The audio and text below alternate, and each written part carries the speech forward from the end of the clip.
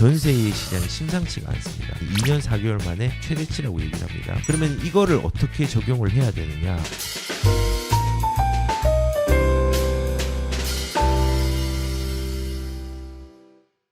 지금 시장의 상황을 보고 전세의 지식을 시장에 잘 적용을 해보자.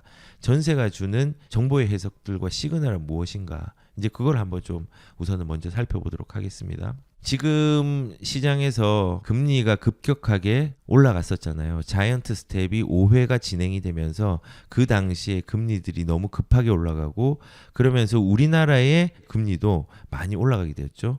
그러니까 금리가 올라가니까 전세로서의 이자가 굉장히 커지고 부담이 되면서 월세가 유리한 시장이 되었습니다.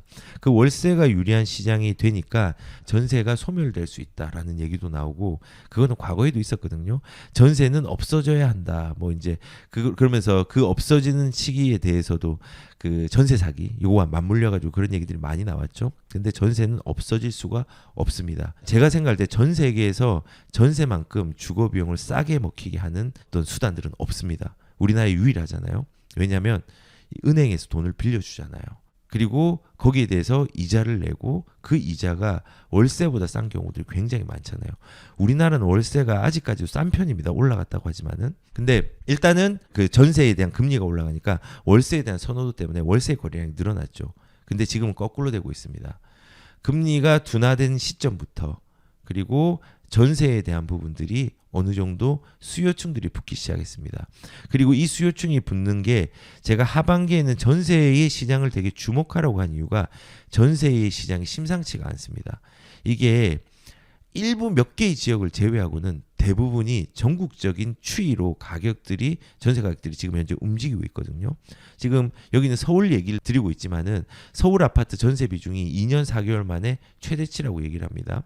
근데 이거는 뭐 그 이유는 아까 말씀드린 것처럼 금리에 대한 부분들이 예전에보다 많이 3, 4%대로 조금 낮아진 부분들 그리고 그다음에 전월세 전환율 자체가 뭐 지금 전세 보증금을 월세로 전환하는 비율 자체가 전월세 전환율이잖아요. 여기 지금 5%에 육박을 하니까 은행 금리보다 높아진 것이 또 전세 수요 증가에 또 영향을 또 미친 것이기도 하죠. 그리고 또 이제 아파트에 대한 전세 수요가 는 거는 전세 사기에 대한 부분은 빌라, 오피스텔에 대한 기피 현상이 생기면서 아파트로 되도록이면 가려는 선호 현상들이 생겼습니다. 그래서 지금 어느 정도로 이 전세의 비중들이 올라갔느냐? 전세의 비중들이 2020년도 8월 정도에 거의 이제 68%에 달했거든요. 그런데 이게 임대차 입법이 이제 시행이 되면서 전세값이 급등을 했잖아요. 그러니까 거꾸로 또 월세 비중으로 점점 커졌어요. 그러다가 이제 지난해 이제 12월 달에 금리 인상에 따른 이제 전세 자금 이자 상승으로 이제는 아파트, 서울 아파트의 전세 비중이 47%까지 줄었습니다. 그런데 지금은 다시 그게 전환이 되어서 다시 높아지고 있는 양상으로 일어나고 있습니다. 그래서 이 전세에 대한 부분들이 거의 62.1% 그냥 2년 4개월치 만에 최대라고 하니까 예전에 2020년도 8월달 68.9%보다는 미치지 못하지만 비중들이 증가하고 있고 수요층이 늘어나고 있습니다. 그러면 이거를 어떻게 적용을 해야 되느냐? 일단은 지금 이렇게 역전세로 공포 중심지였던 곳이 두 달 새에 한 달 새에 2억이 뛰었다. 이거는 개포 자이 프레지던트에 대한 부분들 그게 옛날에는 좀 어려웠었는데 이제 안정되면서 2억이 뛰었다고 얘기를 하고 뭐 그렇게 하죠. 그래서 지금은 전세에 대한 부분들이 방향이 좋아지고 있다는 것들 말씀을 드리고 지금 전세에 강세가 있는 지역은 이런 지역들입니다. 서울하고 경기만 말씀드리면 덕양구, 안양시, 과천시, 하남시, 화성시, 광진구, 마포구, 성북구, 강동구, 구로구, 양천구 여기가 제일 최근에 상승률 중에서 가장 KB시세로서는 전세 강세가 뛰어난 수도권에 있는 지역들입니다. 그러면 이것들을 활용을 어떻게 해야 될까? 나는 지금 전세 살기 싫은데 전세로 안 갈 건데 전세 올라가고 내려가는 게 무슨 상관이라고 얘기를 할 수 있습니다. 근데 우리가 분명히 기억해야 될 건요. 부동산은요. 전세와 매매를 떼어놓을 수 없습니다. 두 개는 동전의 양면과 같이 붙어 있습니다. 그래서 같이 움직입니다. 시기적인 차이는 있지만 같이 움직입니다. 그러면 전세가 반등이 전국적인 현상으로 일어나고 있다고 얘기를 했는데 이게 과연 아파트 값까지 밀어 올릴까? 과거의 전례를 보면요. 전세가가 상승하면서 매매가를 치고 올리거나 매매가가 올라가면서 전세가를 끌어당기거나 하는 양상들이 계속 반복적으로 이어져 왔습니다. 근데 지금은 전세가 반등하는 전국적인 현상이 일어나고 있고 전세의 반등은 매매가를 올려주는 양상으로 일어날 수 있습니다. 왜냐하면 우리가 전세가가 올라가잖아요. 매매가보다 상승률이 더 빠르잖아요. 그러면은 수요층이 확대가 될 수 있어요. 그 수요층은 어디냐면요. 투자자들입니다. 지금은 투자자들이 진입할 수 없을 만큼 갭 차이가 많이 벌어진 구간들이 많이 발생을 했습니다. 가격이 떨어졌다고 하더라도 전세도 같이 떨어지잖아요. 근데 매매가 조금 오르는 양상에서 이거를 추월하는 정도의 전세 가격 상승률이 있다면요. 이제는 수요층이 확대가 되는 시기입니다. 그러면서 수요자들이 참여가 많이 되어질수록 또 매매가는 또 올라가게 되는 양상들이 또 일어납니다. 그래서 저는 이 전세가의 상승은요, 우리가 시장의 지식으로 단순하게 올라갔다 내려갔다에 대해서 지식으로만 습득하지 마시고 매매가를 자극한다라는 부분으로 가시고 시장을 바라보면서 활용을 하셨으면 좋겠습니다. 왜냐하면 전세가가 올라가는데 매매가가 또 급하게 더 올라가는 시기가 있다면은 그때는 또 늦는 시기가 되거든요. 그래서 우선은 전세가와 매매가는 동전의 양면 같다. 그리고 전세가가 상승을 하는 부분들은 그 다음에 따라오는 부수적인 그 다음에 후행적인 또 부분들은 매매가 상승률을 받쳐주는 지지대가 되기 때문에 그것들을 올릴 수 있는 여지를 만든다. 라고 이제 판단을 하시고 전세의 지식들을 활용했으면 좋겠습니다. 그리고 두 번째는요, 수요 공급에 대한 지식들을 좀 잘 활용을 했으면 좋겠습니다. 이제 분양과 이제 인허가에 대한 부분인데요. 청약 열기가 아직까지 수도권 쪽은 많이 있고요. 충청도 쪽도 일부 괜찮고 강원도 일부 지역들도 분양에 대해서 나쁘지가 않습니다. 그리고 지금 여기서 나오는 부분들이 분양가가 오르기 전에 사자라는 사람들의 심리가 작용을 해서 지금 현재 분양가가 계속 갱신되고 가격들이 좀 올라가더라도 그 분양가의 비쌈에도 불구하고 많은 사람들이 이 분양에 대한 불안함 때문에 여기에 경쟁률을 높여서 여기 진입하려고 하고 있습니다. 근데 여기 보시면은 지금 12억대 분양가인 광명 센트럴 아이파크 계약 완료. 예, 완판이 됐죠. 분양가 연일 상승, 가격 내려갈 일 없다라고 했는데요. 지금 12억대 분양가 광명 센트럴 아이파크가 광명 4구역이잖아요. 예전에 이거 문제가 많이 된다고 생각을 하지 않으셨나요? 너무 비싸다라고 생각해서 이게 완판이 될까라고 생각을 했는데 되게 신기한 거는 완판이 되었습니다. 경쟁률도 높았고요. 근데 지금 아래쪽에 지금 신문을 보시면은 광명 분양가 또 평당 3,200만 원 훌쩍 84타입 9평이죠. 12억 원대를 구축이라고 했는데 이거는 트리우스 광명이라고 평균 분양가를 3,270만 원 정도. 여기 같은 경우는 광명 2구역입니다. 입지가 제일 지금 광명 뉴타운에서 좋은 게 광명 11구역하고 12구역이고요. 그 다음에 좀 괜찮은 데가 광명 4구역입니다. 광명 4구역보다 조금 안 좋은 데가 지금 나오는 트리우스 광명입니다. 그러니까 광명 2구역이죠. 여기는 그래서 그 지금 이 9평 자체의 분양가를 센트럴 아이파크보다는 조금은 싸게 저렴하게 조금 싸게 해서 분양가를 내놓습니다. 이게 완판이 될까 안 될까는 뭐 알 수는 없지만은 개인적으로는 입지 가치가 문제가 없기 때문에 이 또한 청약에 대한 부분들 고분양가의 논란에 아직까지 휩싸일 수 있지만은 서울보다 비싸잖아요. 그래도 완판이 될 수 있는 가능성이 높은 아파트라고 생각합니다. 그래서 이런 부분들까지 지금 시기적으로 이 광명에 또 이게 또 성공을 하면요. 또 분위기가 이런 광명뿐만 아니라 전체 분양 시장의 분위기를 좀 이끌어가게 됩니다. 근데 이제 우리가 이게 생각을 해보면요. 아마 이제 광명 뉴타운에서 또 이제 분양이 나올 겁니다. 근데 이번에 분양이 나오는 건요. 광명 2구역이 조금 안 좋다고 했죠. 그 4구역보다. 근데 광명 4구역 센트럴 아이파크보다 더 좋은 입지에 있는 광명 11구역, 12구역이 또 분양이 나오겠죠. 얼마 안 남았습니다. 광명 11구역은 이주를 완료했고 이제 12구역 이주를 시작하는 단계에 있어요. 입지가 제일 좋은 데가. 거기는 분양가가 그 광명 뉴타운의 광명 4구역이나 2구역이나 1구역보다는 훨씬 비싸게 나올 겁니다. 그런데 입지가 좋기 때문에 여기도 시장의 반응이 지금처럼 유지가 된다고 하면은 충분히 여기도 승산이 있는 지역이라고 생각을 합니다. 그래서 이렇게 이제 보면은 이제 지금 말하는 게 분양가 계속 오르잖아요. 근데 또 이제 광명에 나오는 데가 어디냐면요. 그 주공 8단지, 9단지, 10단지, 11단지가 있는데 여러분들이 좀 아시는 10단지, 11단지가 이번에 조금 있으면 나옵니다. 예, 나옵니다. 8, 9단지 같은 경우는 헤리티지, 철산 헤리티지잖아요. 그때 그것도 비싸다고 했는데 그것도 9억대, 10억대였습니다. 근데 그것도 완판이 되었고 사람들이 작년에 너무 걱정을 많이 했는데 잘 진행됐죠. 근데 거기 뒤편에 이제 10단지, 11단지가 철산자의 VL이라는 걸로 아마 이제 나올 건데 이게 지금 방금 말했던 광명 4구역보다 혹은 광명 2구역보다 더 비싸게 나올 겁니다. 입지가 더 좋거든요. 그런데 여기서 또 생각해야 되는 게 광명의 8, 9, 10, 11 그리고 이제 이미 기존 주택이 이제 신축으로 기존 주택으로 되어 있는 7단지였던 롯데까지 포함해서 거기보다 입지가 더 좋은 철산의 아파트가 어디냐? 철산 주공 12단지, 13단지입니다. 그 12단지, 13단지가 신축이 되었을 때 가격이 어떻게 될지도 고민해 보는 것도 중요합니다. 더 오르겠죠. 제일 비싸겠죠. 아마도 철산동 그다음에 뉴타운 중에서 하는 것 중에서 아직까지는 너무 초기 단계라서 섣불리 얘기를 하는 게 우스운 얘기일 수 있지만요. 제일 비싼 분양가에 제일 비싼 아파트가 철산 주공 12단지 13단지가 될 겁니다. 그러면 이 가격들이 어떻게 되는지도 고민을 해봐야 됩니다. 제가 이 전제는 인플레이션이거든요. 그래서 제가 이 얘기를 하는 건요. 지금 분양가가 계속 오르고 있다는 겁니다. 예. 이거를 해석을 어떻게 해야 되는지는 조금 다음 부분하고 같이 얘기를 드리겠습니다. 분양가가 오르고 있다. 그리고 이 분양가는 어떻게 작용할까? 이제 그걸 또 조금 이따 말씀을 드리겠습니다.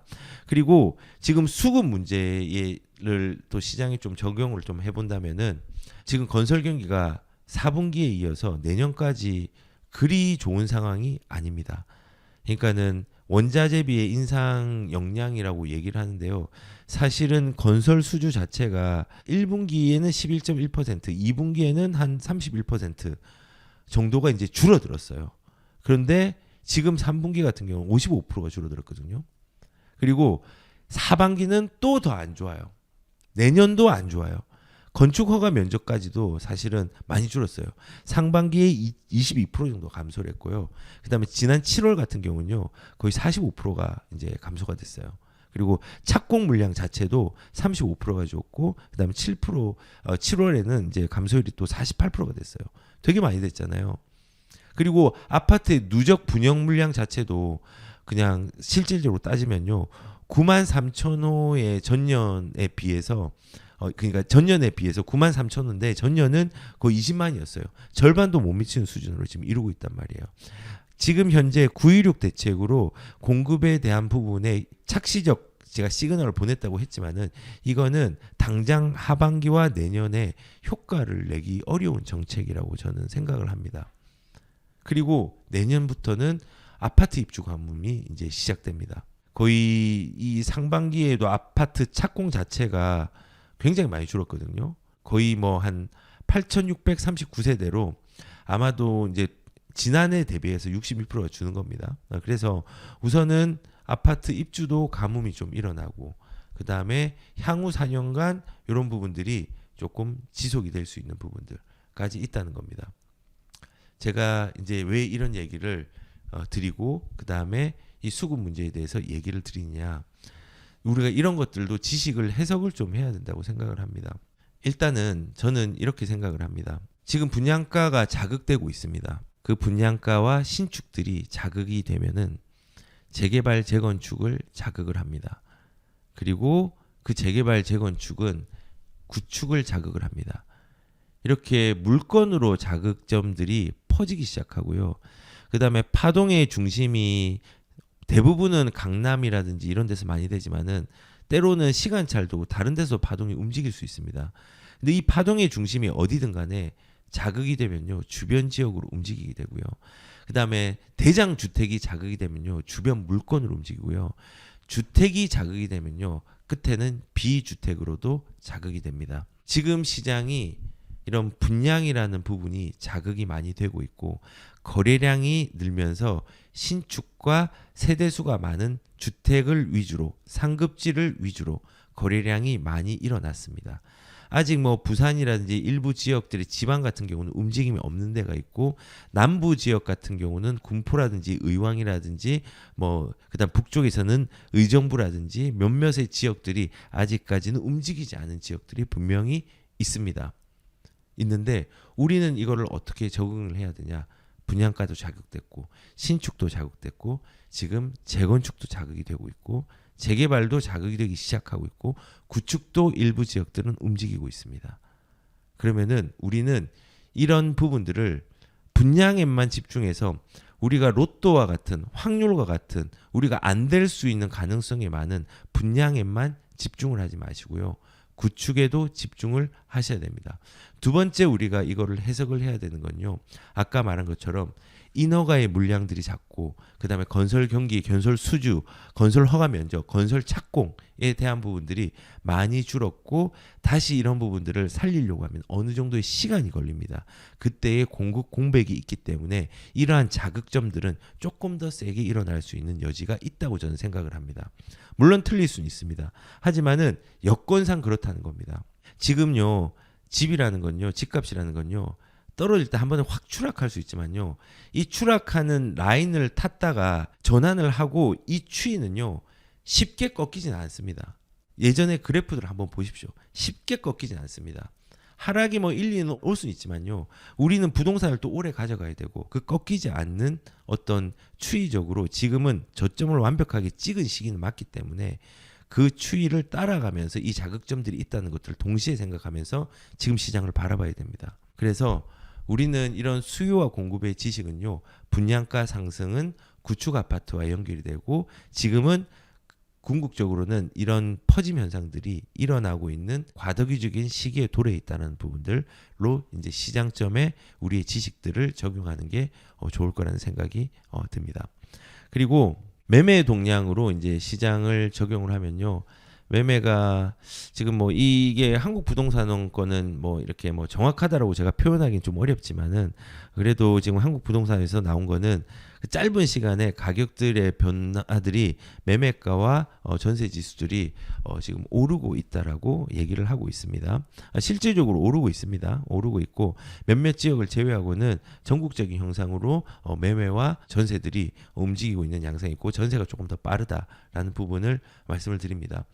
그래서 이런 부분들을 이제 상황에서 이제 하나의 단지에 대한 어떤 얘기가 나와가지고 또 말씀을 드리면은 20년을 기다렸다. 조합 설립 후에 신고가 근접한 음마 아파트라고 얘기했는데요.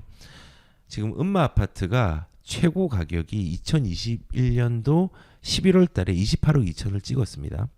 그런데 최근 가격은 이번에 아직까지는 이제 찍히진 않았는데 우리가 이 대치동 같은 경우는 토지거래 허가구역이기 때문에 이걸 행정청의 토지거래 허가구역에 허가를 받아야 되잖아요. 거기에 찍힌 가격이 28억이라고 합니다. 음마 아파트 신고가가 얼마 남지 않았습니다. 너무 신기하죠? 이게 제가 이제 음마 아파트에 대해서 이제 얘기를 좀 드리는 이유는요. 지금 거래가 어느 정도 좀 좋은 아파트들은 많이 올라와 있는 양상들이 있습니다. 올라와 있는 양상이 있고 여기가 또 자극점이 될 수도 있습니다. 이런 상급지가 자극점이 지금 되고 있죠 이미. 그래서 지금 하급지로 퍼지고 있는 양상이 있는데 이 자극점이 돼서 조금 둔화될 수 있는 양상도 있는데 재건축하고 맞물리니까 이것들이 가격들이 더 크게 올라가는 양상들이 보이죠. 그리고 지금 시장에는 이 고가 주택 이거는 우리와 별개의 얘기긴 합니다. 180억짜리 파르크 한남 여기는 넘사벽이죠. 예, 역대 최고가 매매됐고 원베일리 입주권도 대형 평수가 이제 100억에 거래가 되었고 초고액 자산가들이 이제 초고가 주택에 관심 이거는 어나더 레벨이고 다른 시장이긴 합니다. 그런데 이 시장도 움직이지만요. 이 시장이 우리가 일반적으로 가지고 있는 시장의 영향을 전혀 안 미치는 건 아닙니다. 우리가 접근할 수 없지만요. 이러한 고가 주택들이 크게 올라갈수록 그 이전에 주택들 그리고 그거보다 조금 안 좋은 주택 이렇게 단계적으로 내리면서 그것들을 밀고 당기고 하는 과정들이 분명히 저는 있다고 생각을 합니다. 그 말은 뭐냐면요. 우리가 매매가에 대해서 매매 동향으로 시장의 적용점 뭐냐면요. 집값은 특정 지역만 오르는 게 아니라 이런 자극점들이 생길 때마다 그 지역이 자극이 돼서 주변까지도 움직일 수 있는 여건들을 마련한다는 겁니다. 왜냐하면 이사라는 거, 집을 산다는 건요. 내가 샀다고 하면은 파는 사람이 있을 거 아니에요. 그리고 파는 사람도 이사를 가야 될 거 아니에요. 다 연결이 돼 있거든요. 결국은 이게 뭐 갈아타기를 하든 고가의 자산을 가진 사람이 또 고가의 갈아타기를 하든 어떤 식으로든 서로가 전체적으로 유기적으로 연결이 되어 있습니다. 그래서 집값은 어디가 올랐네라는 부분들이 추이적으로 퍼지면요. 이거는 이 지역에만 해당되는 게 아니라 우리 집이 조금 빠졌다면요. 우리 집도 거기에 흐름에 따라서 올라갈 수 있는 겁니다. 다만 제가 전제를 한 게 인플레이션은 공평하지 않다고 했습니다. 인플레이션은 공평하지 않기 때문에 우리가 입지 공부를 하는 거고 그 입지를 통해서 우리가 그 인플레이션을 최적화시켜서 합리적으로 대응할 수 있는 물건들을 찾아내는 게 중요하다는 겁니다. 그래서 일단은 집값은 특정 지역만 오르는 게 아니고 유기적으로 연결이 돼 있다. 매매 동향을 보면서 이런 고가가 번외의 얘기긴 하지만은 뭐 요 이제 음마 아파트라든지 아니면은 지금 뭐 경기권의 화성이라든지 과천이라든지 이제 송파라든지 지금 거기에서 이제 그 파동들을 만들어냈잖아요. 그런 것들이 특정 지역이 끝나는 게 아니라 결국은 퍼지게 될 거고 특히 제가 부산 사람들하고 인연들이 많기 때문에 부산은 언제 올라요? 부산은 언제 되나요? 지금 부산이 거래량들이 좀 올라왔긴 했지만은 실질적으로 체감할 수 있는 어떤 가격의 움직임들은 많이 없거든요. 근데 이것도 퍼짐 현상을 인식을 하십시오. 그래서 제가 늘 얘기한 게 수도권의 퍼짐 현상을 보고 여기와 비슷한 형식으로 갈 수 있는 데가 이제 부산이거든요. 부산이 지금 시장이 안 좋으니까 그 시장도 상급지에서 세대수가 많은 주택들이 움직이다가 그 상급지에 있는 물건 중에서 그게 이제 중하급지로 좀 퍼지는 양상들이 분명히 있을 겁니다. 그래서 결론은 특정 지역만 오르는 게 아니라 다 연결돼 있다. 이것도 아까 위에 거랑 좀 비슷한 얘기긴 한데 그렇게 이제 인지를 하시고 시장의 이 매매 동향들을 적용을 하면 좋을 것 같습니다.